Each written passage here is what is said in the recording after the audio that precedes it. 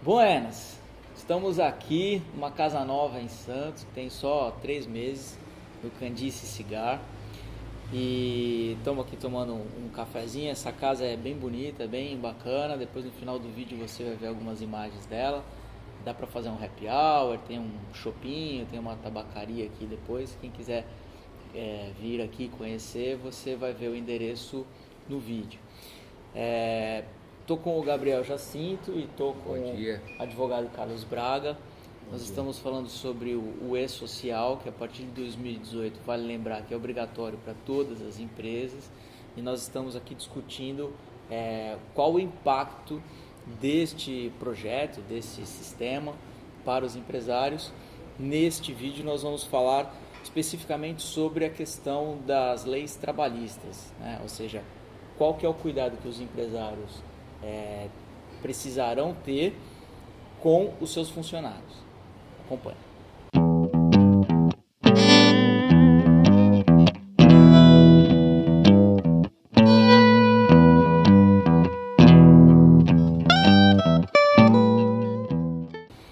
Então, Carlos, a gente estava falando sobre a questão trabalhista, né? Como é que as empresas, a partir de 2018, quando elas entrarem no E-Social, como é que elas vão ter que controlar isso, ou elas precisarão mudar alguma coisa em relação aos seus funcionários, à contratação dos seus funcionários? Na verdade, Rafael, eu vou te responder isso com um aspecto prático, daquilo que a gente tem vivido na prática no dia a dia. Até o que motivou também essa preocupação de trazer, de poder difundir essa questão do E-Social de uma maneira mais veemente. Porque as empresas começaram a procurar e a questionar. É legal ressaltar também que por duas outras oportunidades o prazo para a implantação do E-Social foi prorrogado. E agora a promessa, até saiu agora um novo layout, houve uma atualização do sistema, porque algumas empresas já estão fazendo um ambiente teste, as maiores empresas do país já estão no ambiente teste e estão sugerindo para os desenvolvedores do sistema da União Federal o que precisa ser melhorado para quando efetivamente estiver funcionando, que o programa funcione de uma maneira redonda, certinho. Legal. O governo está ouvindo as empresas também para desenvolver esse sistema. Tem essa sintonia. Porque muitas vezes o legislador ele não tem ideia da complexidade de adaptação. Sim. Porque uma coisa é nós compararmos uma grande empresa, que foi o exemplo que o Braga acabou de dar, e um pequeno empresário. Porque, veja bem, eu sou obrigado a colocar, temos nós como profissionais da área contábil, temos o próprio empresário, que esse sim, no meu modo de ver, é o grande impactado da história, porque a maneira com que ele vai ter que administrar a empresa, por exemplo, férias, admissão de funcionários, a obtenção da documentação, os prazos que vão ter que ser cumpridos. Então, veja bem, a mudança de comportamento do empresário vai ser muito grande. Ou seja, estamos dizendo aqui que vai ficar muito difícil você ter um funcionário irregular. Perfeitamente. Sim, é mais ou menos Seguro, o programa de saúde, PCMO, PCMCO, PPRA, você concorda? Todas essas informações isso tudo vão lançadas. ser tremendamente aceleradas. As empresas pequenas, só para completar o raciocínio, uma oficina, um salão de beleza, qualquer empresa que tenha lá um funcionário que às vezes é primo, vizinho, faz um acordo com o funcionário de forma informal, digamos assim, essa palavra.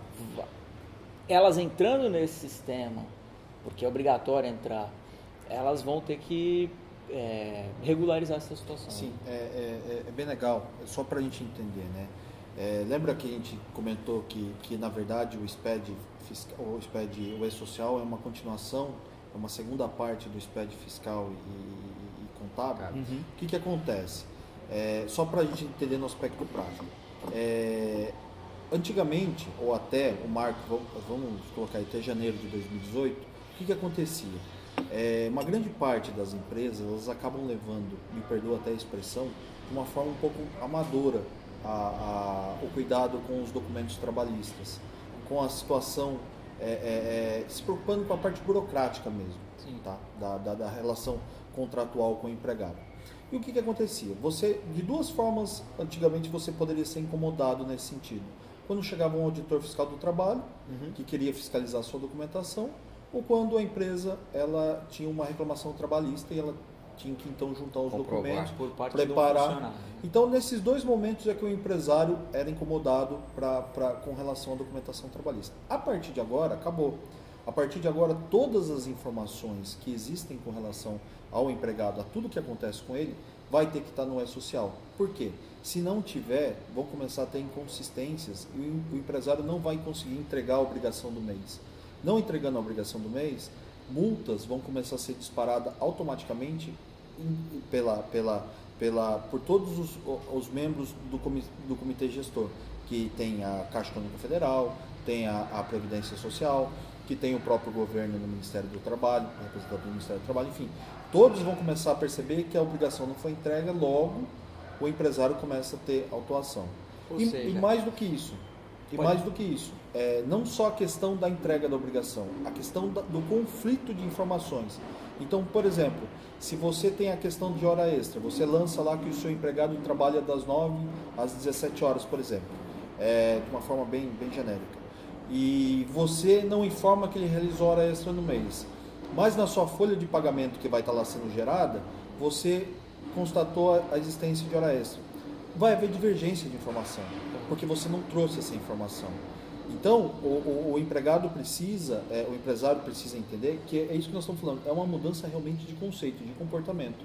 Essas informações terão que ser lançadas geradas dentro do mês. Por exemplo, um outro exemplo, vai ter que haver uma maneira de apuração de hora extra diferente do que existe hoje. Geralmente eletrônico. Vai ter que estar. Por exemplo, a empresa que gera a hora extra, que faz o controle da hora extra do dia 16 ao dia 30, por exemplo, e vai pagar apenas hora extra no mês seguinte, vai dar divergência, porque o E-Social não vai aceitar isso. Ele vai ter que gerar essas horas extras dentro do próprio mês de pagamento. Então, são muitos detalhes, muitas informações que o empresário, a partir de agora, vai precisar ter um departamento pessoal, um RH, um pouco mais, ou muito mais forte, para poder ajudar nesse gerenciamento de informações. Ou seja, nós estamos saindo de um cenário, corrija se eu estiver errado, onde era muito difícil o governo controlar a situação trabalhista das empresas, e nós estamos indo para um cenário onde vai ser muito difícil o governo não saber do que está acontecendo dentro das empresas. Vai ser uma fiscalização 24 horas por dia. Em tempo real. Tempo real, é o Big Brother.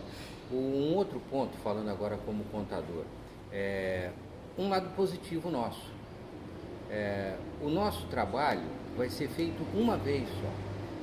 Ele tem que ser feito dentro do mês. Os empresários vão ter que ter uma estrutura, vamos falar de informática, ou uma estrutura administrativa mais profissional, para que as informações sejam produzidas dentro do mês, para que o processamento seja feito dentro do mês. Então, por exemplo, como contador, o nosso retrabalho vai ser tremendamente reduzido. Eu não vou ter retrabalho, eu só vou processar a coisa uma vez. Bacana. E assim, dentro disso que o Sr. Gabriel está falando, de uma ideia também, o que tem acontecido, né?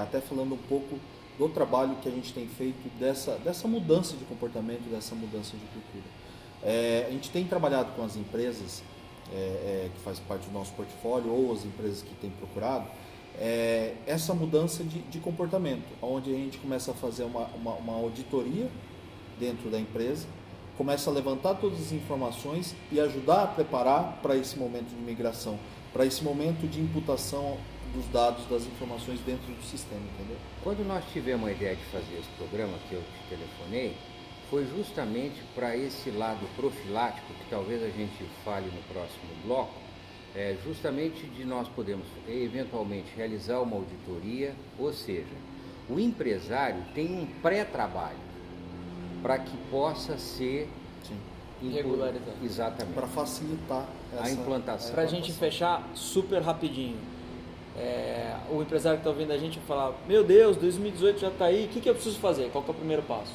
Então, uma análise dos procedimentos que ele está adotando atualmente, porque cada empresa tem uma característica operacional. É um assunto longo, vamos falar no próximo bloco. Tá bom. Então, você gostou do vídeo, dê um curtir, isso ajuda bastante a outras pessoas conhecerem esse assunto que é importante. Inscreva-se no canal e acompanhe os próximos. Valeu!